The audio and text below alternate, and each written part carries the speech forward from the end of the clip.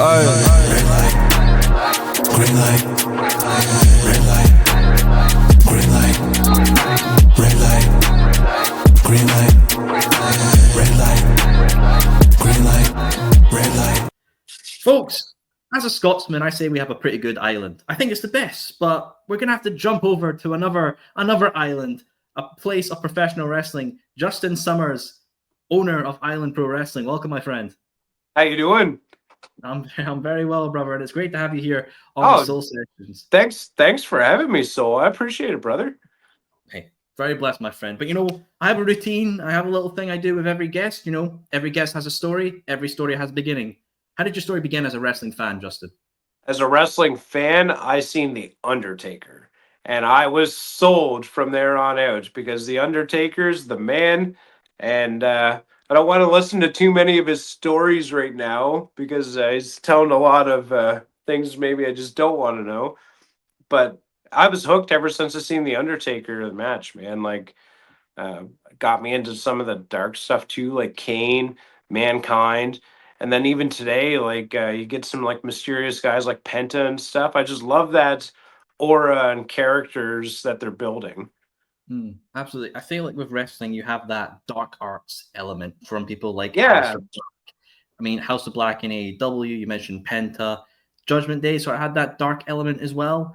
But I yeah. feel like we don't see as much of it or heavily focused upon this dark, gritty element of wrestling from the likes of Kane, Mankind, and all of those old stars of the past. Why do you think? Is that just because obviously people know more about wrestling than ever, or do you think it's just a style that's gone out of fashion? I think it's just that the major players in producing wrestling for the masses haven't really kind of showcased that again. They've been doing kind of like the John Cena, he's got that hip hop vibe thing going on. And then they're really putting a big push on women's wrestling right now, too, which I think is fantastic. Like we're pushing to have a women's division title in our promotion at some point, too, which would be pretty cool. Uh, but I mean, ultimately, like the fans just haven't had somebody give it to them yet, and it's time for that resurgence. We're in the revival of wrestling, like even with our company, Island Pro Wrestling. Like I like to give that Attitude Era vibe, where you get Stone Cold crushing a couple beers and like maybe a table, ladders, chairs. Things happen. So Oh, things happen. Things happens. I mean, it sounds like a Saturday night at a Scottish pub with tables being broken and beers all over the place. I mean, hey, I'll take that any day of the week, my friend. That's a great night for us. yeah, But obviously, with wrestling, the stories are always key. And I love, personally, for me, I'm a documentary guy. I love yeah. seeing stories get this full frontal treatment of like Dark Side of the Ring. WWE produced great documentaries as well. I want to know for I yourself. like the Oh, WWE Untold. That was pretty cool too. oh, it's a very great series. I mean, I want them to bring it back and keep doing things, but don't get what you want sometimes. Some things have to put to rest, and that's just the That's nature right. of time. Yep. But is there a wrestling story or somebody's career that you love that hasn't been given this sort of documentary showcase style that you would love to see? Sadly, man, like growing up and being from Canada, my favorite wrestler, one of them was Chris Benoit. And I mean, we Mm. know what he kind of did and became and all that sort of stuff. But like the bond that he had with Eddie Guerrero, like I thought that was amazing. Like um, just to showcase that to the world, these like real feelings, and then to have him do what he did, and you could tell that wrestling wasn't fake. You know what I Mm. mean? Like it had real life consequences as well. Absolutely. It's some say wrestling is an escapism from reality, but there are very real aspects to it, and obviously that tragedy is one of those as well. I Yep. mean, who knows? Maybe something like the Iron Claw, a very sad tale of the Von Erichs, translated well into a film format and was loved by fans and critics alike. Maybe the Benoit situation could become a movie, not to glorify it, but show the tragic side of wrestling that there are these dark elements. I mean, who knows, mate? What do you think? Yeah, I mean it's a sad story because it like nobody's seen that coming. Like I mean, even though there's connotations that there was things wrong, um, like it just sucks to see people who've made it to that spotlight uh, end up failing or falling into depression, can't take the fame, get into drugs and alcohol, all sorts of stories, man. You hear it in wrestling, and it's hard to digest that part of wrestling sometimes because everybody likes to focus on the pops, right? But there is that dark side, like dark side of the ring, and is kind of exposing some of that stuff right now. And with the Mhm. murder mystery trend on the go right now, that seems to be like the popular thing to do too. So Well, hey, if it will make a film, who knows what people will view it as? They might make some dream casting, but be an interesting story for the wider wrestling knowledge and also the public factor as well. Just for people who may not know wrestling to see this tragic tale, be very yeah, interesting to see what the reactions like as well. But you mentioned Canada. yep, Oh Canada! I've heard it's a great place. I've heard it's I better love than it. America. Hey, better than America. I'm a proud Canadian patriot. I love my country. I'm blessed to wake up every day and be a Canadian citizen. So I know that there's other great places in the world too, but this one's truly special to me. Yeah, I've got no complaints there. We've got some Scots people over in Canada, so you're on the good books for us. We'll See, take I'm it. half Irish, half Scottish. Hey, hey, welcome back home, brother. Welcome back home. Yeah. Well, still the same shithole, but we love it nonetheless. It's our home. Wish you could come on down to the PEI Brewing Company. They got a pretty good selection of cold drinks down there. Oh, don't tempt me with a good time, brother. That's going to be me needing another liver or something like that because I'll go all crazy on that. But Canada, you immediately think of the Harts when it comes to wrestling. Yeah. Bret Hart, Owen Hart, that whole family. From somebody in Canada growing up and then becoming a wrestling fan, it's like the Harts like must know knowledge. Everyone learns of the Harts. Like I would love to know like how they are viewed from a Canadian's point of view. There's a series that ran on like Canadian broadcasting corporations back in the day called a Canadian Heritage Moment, and I always thought that the Stu Hart and the Hart Foundation and everybody like that, they should have had their own Canadian Heritage Moment because they produced a lot of fantastic top tier talent out of Calgary, Alberta, and I mean, when there was that feud with Bret Hart where he was baby facing Canada and he was a heel in America, like that was a wild time and super impressionable for me. And like I remember watching Bret Hart go down to the States to wrestle, and I'm just like, yeah, you get him, you go get him. Like that's the patriotism that we had in Bret. So and I mean, of course, his brother Owen too, passing away. There's so much history and like trials and tribulations with the Hart Foundation as well. Montreal Screwjob with Shawn Michaels there too. Like uh, they definitely deserve their Canadian heritage moment on television for sure. I'm sure there could be a petition to get Brett on like the Yeah, notes live. we'll put him on a coin. That'd be Hey, fantastic. I would take that. That'd be a good collectible, and everyone would be hogging their money. Like, no, we can't get rid of it. It's got his face on it. That's a national pride Yeah, and hero. yeah, We that'd can't. be two Bret Harts, please. Hey, boom, done. Worth more than the dollar. I mean, I'll take it. And obviously, Owen Hart as well. His legacy is continued on with the Hart Foundation by his widow Martha Hart herself, which obviously continues in All Elite Wrestling, which we just had the finals of with Hangman Adam Page and Mercedes Moné winning that tournament. Just your thoughts on the Owen Hart legacy being, continued on through these Owen Hart Foundation in AEW. I think it's important because accidents happen, and when that happened, it really affected a lot of people that we see who were upset. But on the back end, like that was his family. He had a wife. He still lived beyond the character that he portrayed on television. So to see that foundation continuing and helping people along the way, man, like all the power to them. And I hope everybody hears this message too and goes and at least, does their due diligence research in Googling who it is and how they could get involved. Yeah, absolutely indeed, my friend. A great foundation for a great man and a great legacy nonetheless. And it's great to see that continue in the modern Yeah. times as well. Now, Canada itself, a beautiful country, as we've spoken about many times, creates some great wrestlers. And I'm always fascinated about how cultures of different countries affect media or fan bases or what they produce. Why do you think Canada produces some of the best wrestlers in the world? I mean, it's awfully hard living in the wilderness with hard, rough winters. You get the ocean blowing and all the wind off the ocean. I got to give it to the Isles, right? Like we're all islands here, and we know what the reality of a harsh winter is where we come from, and it kind of produces some very hard people along the way. So. Uh, it just kind of goes hand in hand with that harsh reality of Canada and being able to kind of overcome a lot of trials and tribulations.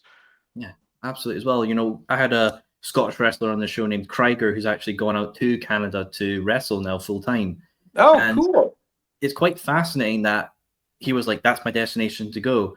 Is it quite proud and humbling to know that people really want to go to Canada to elevate their wrestling careers?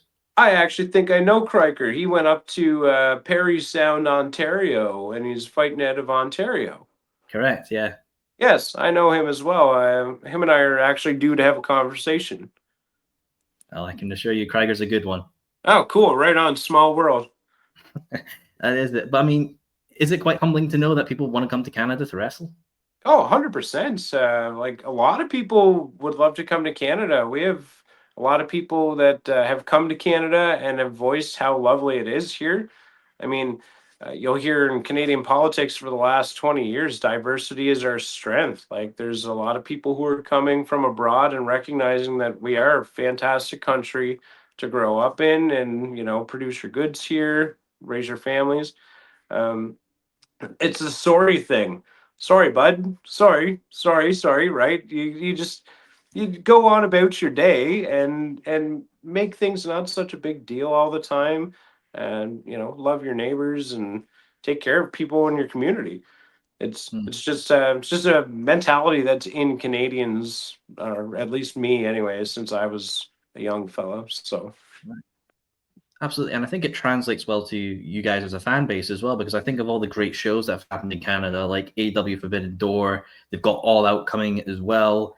Elimination Chamber was there this year as well. And those crowds, Elimination Chamber in Toronto was off the hook. I had a lot of friends who were going to and were at that event, and and they had a fantastic time when they were there.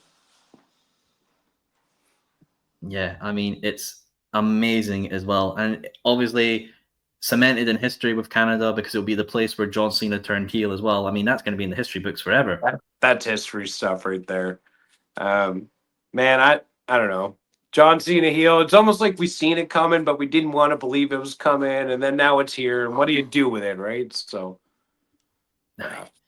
It's working out well for him right now. WWE champion, WrestleMania main event. So I think it's just the spirit of Canada was with him that night, and he's just taking on his run. So I think it's a good thing. Yeah. I mean, another great Canadian wrestler too, Chris Jericho. Right? Jericho, Everything he's amazing. touching turns to gold, seems. He's got, Fozzy and stuff. Like it's good. Yeah, I'm proud to be Canadian. I'm proud of the wrestlers that have come out of Canada for sure. Well, you know what? Let's put that to the test. They say the old thing: "Who's your Mount Rushmore?" Who's your Mount Rushmore of Canadian wrestlers? Hart Foundation. That takes care of a lot of those those places, right? So I mean, you got Bret Hart, you got Owen Harts, you got Jim Neidhart, you got the British Bulldog there too, Davy Boy. Oh, So like, I mean, all these guys, Chris Jericho, Chris Benoit. I mean, yeah, I mean, I don't want to lay into him too much, but like he was a foundational wrestler for me when I was growing up. It was yeah. terrible to see all that stuff happen. So, No, of course, yeah. absolutely. Plus, wrestling, in the day when you got great guys like the Hart Foundation, hey, if it fills out the record books, it fills out. Can he debate that, mate? Now, of course, Justin, you're obviously here about Island Pro Wrestling, and I'd love to know, how did you come to be in control of the company? Let's start with that story. So I had been approached by the previous owner about purchasing. He was kind of making some life changes and put the company up for sale. Him and I had had some dealings before. I had sponsored an IPW event when Carlito had come here to Canada. So we had Carlito come through here, which is pretty cool because after he was here, he was right back on WWE. And weirdly enough, we had Eric Rowan, Redbeard here too, and then he also went back to WWE. So keep coming, guys. I don't know. Is it good luck? Is it luck of the Irish? Yeah, I'm half Irish too. So, but I mean, ultimately, he wanted to sell it, and I called my best buddy Chris, and he was just like, "Hell yeah, brother! Let's buy a wrestling company." Both Chris and I had experience in doing like live concerts and stuff like that before too, so there was some transitional traits that we had. And I mean, he's a passionate wrestling fan. I was a passionate wrestling fan, and we're both very busy dudes. So we decided to sell off some of the ownership of the company and create a board of directors, and kind of bring in helping hands to make it all work. So it can be like a trial by commission sort of thing. So Fair dues. No, you've got a good setup there, and that's great to see that you've came in with a mindset and a plan and a goal. yeah, You know, sometimes I've spoken to wrestling promoters when they're building the company, they obviously have a plan set in mind of what they want it to be, the image. What's your image for Island Pro Wrestling under your leadership? I mean, yeah, I don't know. It's kind of like a trial by submission with our board of directors. Like we bounce a lot of ideas off each other, and there's a lot of creativity flowing back and forth. We have 7 people involved, so like we can always be bouncing the ball off somebody and kind of moving forward. But under my leadership, I love to see that 90s attitude era kind of rear its face back here again. I want to put on fantastic production on our shows and make sure to set the stage so that some of these talent that are coming here can get a springboard to maybe something bigger down the line too. Like that would be cool to be recognized by WWE someday, of having a good production venue and good storytelling, and be able to bring these talent in here and help accelerate their career. Yeah, absolutely. I mean, we obviously we've seen with WWE this whole WWE ID system as well, of Yeah, where allowing exactly. specialized talent to come in. I know they've even got WID championships coming out at a later point. I'm guessing that's a goal as well. Would you love for Island Pro to be a WWE ID hotspot? That'd be cool. And I mean, I'm not sure if you had the opportunity to view our YouTube channel or any of the highlights from our first event. Like, we only bought the company back in January, so we've only done one event under new ownership. We thought it was a successful event, and we still had some takeaways that were making things better every day. But we wanted to showcase that we could be that company that could facilitate showcasing wrestlers, and maybe have some scouts come here and check out the kind of talent that we're bringing in. Hmm. Hey, great goal as well, and that's great to see. You mentioned some things that you took away from that first event.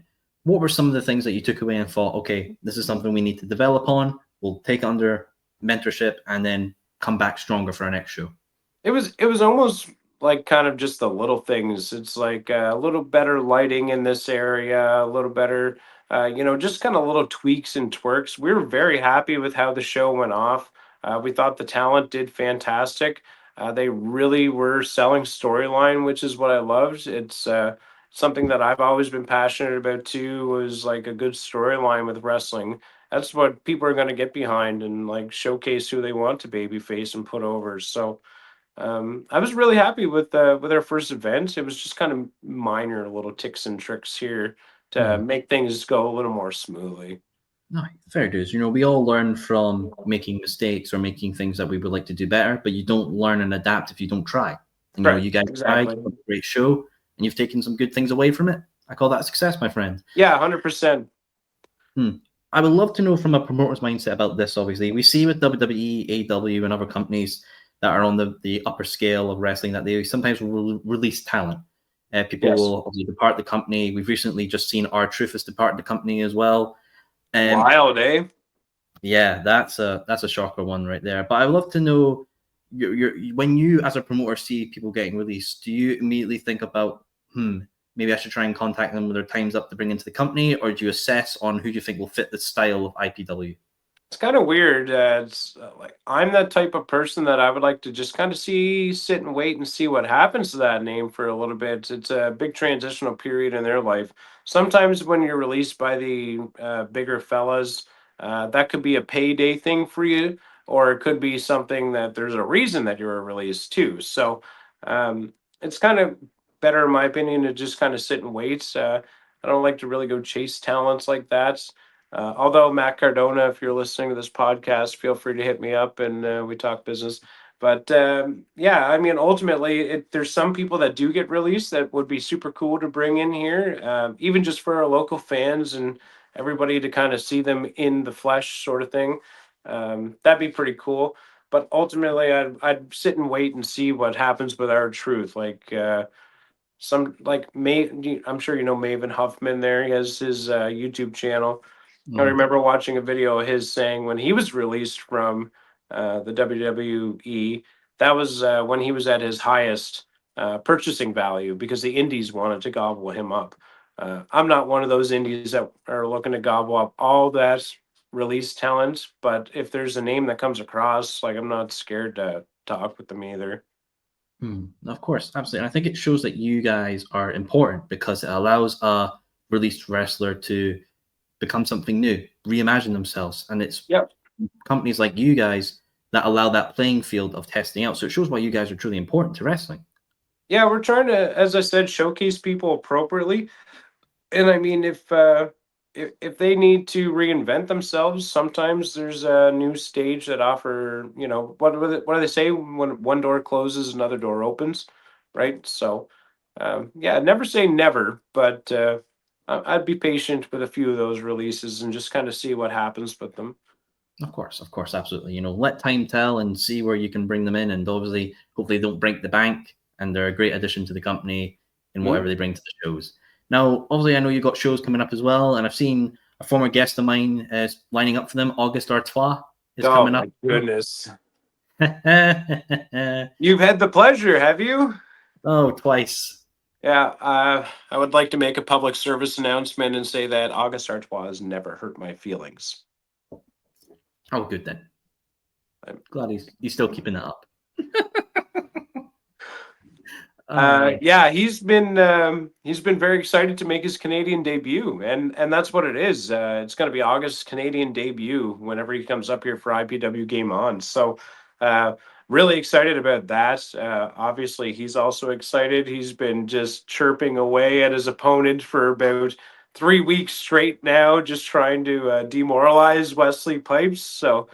Uh, Got to give credit where credit's due. Both those names I just mentioned, Wesley Pipes and August Artois, they've been putting in a lot of work into showcasing and building themselves as pro wrestlers. So yeah, we're excited to see August, but I don't know if Canada's really ready for some of this whirlwind from Florida he's going to bring. So oh, you should have seen him when he's been in the UK for the last 3 times. It's like, absolute riots are going on in the streets with what he says. But I decided yeah. I hide in the pubs. I hide in the pubs under the tap, drink a beer, and I'm pretty safe and hiding from his repertoire of vocal expertise, shall we say. Obviously, Justin, we're in this modern era where everything's connected. Social media, a platform for good, a platform for bad. People like it, people don't. And obviously, I've seen with IPW, you guys have been really taking the ball by it and doing great things with other platforms to showcase yourself and the company. Do you think some promoters or wrestlers don't really appreciate how useful a tool social media is? It's the most important tool right now for sharing information and getting your product to different eyes. I mean, if it wasn't for social media, you and I are not talking right now. But even with the other people's promotions or whatever, we see that our promotion should be showcased to everybody, and everybody get to enjoy the storylines we're writing and the talent that we're bringing in here. On our last show, we did like a proof of concepts running the show on Twitch. That became a success. So we're bringing that back for this next show, IPW Game On. So I mean, go follow the Island Pro Wrestling Twitch account. Um, it's going to be fantastic. We had 1,200 people view our product last time at our first event. So I'd love to see that number jump up. And I know Soul, you're going to be streaming it on there for us and sharing and stuff too. So I really appreciate everybody kind of jumping on board to help us build a bigger, better wrestling community network online that everybody can get involved and, light the chat up. Let us know what you think. Like we're all about hearing the opinions of the fans. So like the more people share with us of what kind of things they like, maybe we can bring those things to light and showcase them really well for everybody to enjoy. Of course, absolutely. And of course, folks, remember the Twitch link for IPW will be down in the description of this video below. You can click it and obviously get onto the channel, view these guys. I'm quite fascinated because obviously Twitch is a great platform in itself, but there's many others like IWTV, obviously Fight TV as well, which is obviously now Triller. What was it about Twitch that really appealed to you for showcasing the company? So back whenever the pandemic happened and COVID was running amok, there was a lot of conversation with WWE about moving their product onto Twitch to still showcase their product to the masses during all the chaos that was going on in the world. Ultimately, that didn't happen. They got the approval to operate from their Florida facility and still produce content for network TV that was being able to be shared. But Twitch got set up to receive WWE. So I truly believe that the Twitch platform is going to be eventually kind of sinking its claws into that wrestling community online. But I mean, we can't count out Facebook. Facebook has been proven long and true as well. So this time around, we're going to live stream it on our Facebook account as well. We're also going to do it on the YouTube as well. So we're slowly starting to build these different communities on all the different platforms. So come time the big day on June 7th, we just want to hit go and get it out to the masses and let everybody see what we've been working so hard on and hear people's opinions on what they liked or what they didn't like in our show. Of course, hey, wrestling fans are a critical bunch. I was gonna say the trolls are there. I know that it's coming. So just like give it to me fast. So Hey, don't you worry, man. I'm sure you'll put on a great show that your fans will be appreciative of, and that's the main thing at the end of the day. Sending the people that care about you home happy, and I have a high belief that you guys will. I would love to know something else. Does IPW have any championships? What's the goal with that? So whenever we bought the company, we actually stripped both of the champions. There was a Prince Edward Island title. We call it the White Strap. It can only be competed for here in Prince Edward Island. So if you want to get a taste of that, you got to come see me. Then we also got the heavyweight championship title. We call it the Green Strap, and we're actually hosting the very first round for the tournament on that heavyweight title here on June 7th at the PI Brew Co. So this upcoming weekend is going to be like a kickoff to a two-part series to crown our champions. So on the previous show, we had the PEI title be competed for. It's kind of more of like a mid-card belt, so we were able to put that back on Zane Valentine as he was actually a classic era holder of that title. So we got the strap on one person, and now we're trying to figure out who's gonna take the second strap and be the heavyweight champ. Oh, interesting. See, I mean, I'm a belt guy. My bank account on my wall says so because I've gone for so much for that. Yeah. But I'd love to know your mindset for other belts, like a tag belt, trios, six mans. Dude, I would absolutely love to get a women's belt here, and I would absolutely love to get a tags belt here. But at the same time, we only bought the company back in January. It's going to take a little bit of time to set some foundations here and let the belts find their homes and kind of get some stability going on. So, in due time, we'll get to that stuff. But yeah, that's the dream, is to have multiple titles. Of course, absolutely. Set the foundations first, and when your foundation is sturdy, add on upon it. And I think that's something that a lot of fans need to take the time and understand. Let things build. That's right. Yeah. You build an IKEA set going to page 76. You have to start with page 1, guys. You have to. Yeah. What was it that Undertaker said there? He's like, less is more, right? Yeah. Sometimes a little less is a little more. So just leave well enough alone, and it's gonna start to iron itself out too. We we're not pushing the needle here. We want to make sure it's super fun first. We want to make sure that the stories are engaging, the fans are having a blast, and it's fun for us as owners too. Like, not every day you own a wrestling company, so we're gonna have fun with it too, and like create some funny storylines and add some comedic flavor in there, and it's gonna be fun. I'm looking forward to what the future has for us. Hey, I'm sure it's going to be a bright future on the island, my friend, and I can't wait to see it. Obviously, you mentioned one of your championships can only be defended in the territory, but we've seen from other companies that they're happy for their belts to be defended wherever the champion goes, across the world, America. Are you happy with that for your heavyweight championship whenever that champion is decided? So, funny story. Our heavyweight championship used to be in the classic era of Island Pro Wrestling. Wesley Pipes, who's actually going against August Artois, he was working a show in the States, and August Artois was his opponent. So, technically, there is a backstory to them having a matchup at our first round for the tournament here. They've already faced each other for this belt, and Wesley defended it in America. Wow. I mean, I love it. I love it when it all comes together and there's a backstory there. It's like the story tells itself. For sure. And I mean, those people who are following our social medias, if you follow along, like I'm 100% sure you're going to really enjoy the writing and the creativity going on in the background of Island Pro Wrestling. I'll give a shout out to our creative department. They've been killing it the whole time, and they're weaving webs like spiders back there, trying to get all these storylines to start taking off. So Oh, I'm excited to see it, my friend Justin, honestly. And I think what Island Pro Wrestling is going to create in this 2025 era is going to be quite unique. And I'm sure fans are in for a true good time, my friend. I can't wait to see it. But also, Justin, we're coming to the end of our time here on the Soul Session. So before we wrap up, one final question. Sure. And when I ask Scottish promoters, where do you want to run a show one day? They always mention like a historic arena or historic building. Yeah. For yourself, I want to know from a Canadian standpoint, is there a particular building, arena, city that you would love to run Island Pro Wrestling in, and what would it mean to you to do that?